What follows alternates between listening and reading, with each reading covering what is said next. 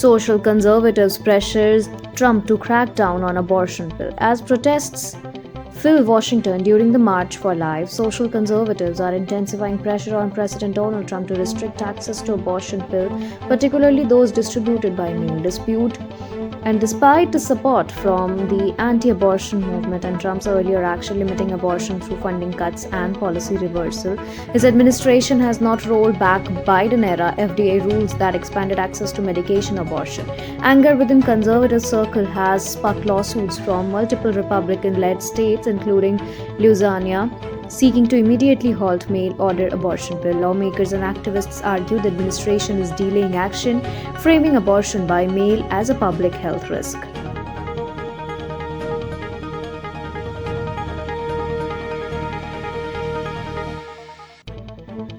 Philadelphia sues Trump administration over removal of slavery exhibit. The city of Philadelphia has filed a federal lawsuit against the Trump administration after the National Park Service removed a long-standing slavery exhibit from Independence National Historical Park. The exhibit at the President's House site highlighted the life of people enslaved by George Washington and traced the history of American slavery. City officials argue the removal, done without notice or explanation, is a major alteration of an educational display and violates historical integrity. The action follows a Trump executive order directing federal agencies to remove content deemed to disparage American history. Philadelphia leaders and activists have condemned the move as an attempt to whitewash the past, warning that uncomfortable history cannot be erased.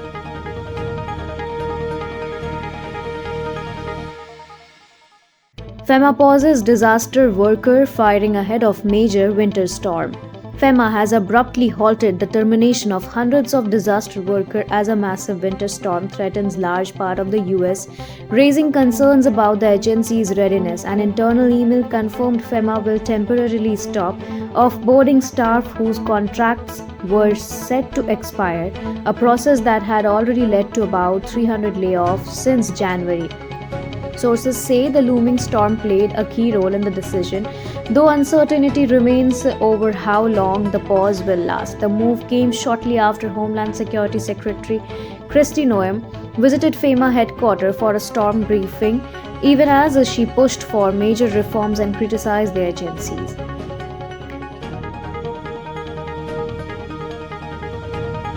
Key takeaways from Jack Smith's explosive Capitol Hill hearing. Former special counsel Jack Smith forcefully defended his investigations into Donald Trump during a combative House Judiciary Committee hearing, rejecting claims that he acted with political bias. Smith said he stood by his decision to charge Trump over efforts to overturn the 2020 election and mishandling classified documents, stressing that no one should be above the law.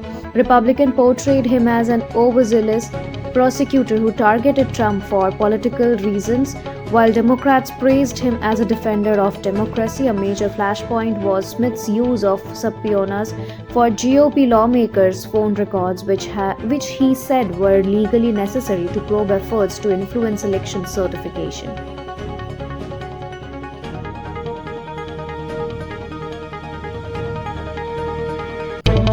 FK yourself, Jan 6 officer clashes with GOP lawmaker at hearing. Tensions boiled over the during House Judiciary Committee hearing when former Washington DC police officer Michael Fannon, who was brutally beaten during the January 6 Capitol riot.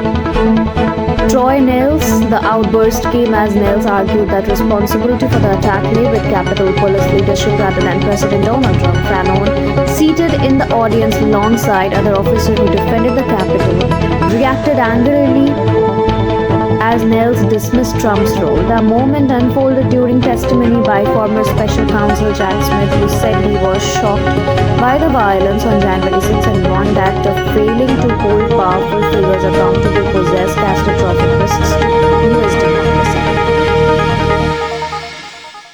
Thank you so much for watching this video. Don't forget to like, comment, share, and subscribe.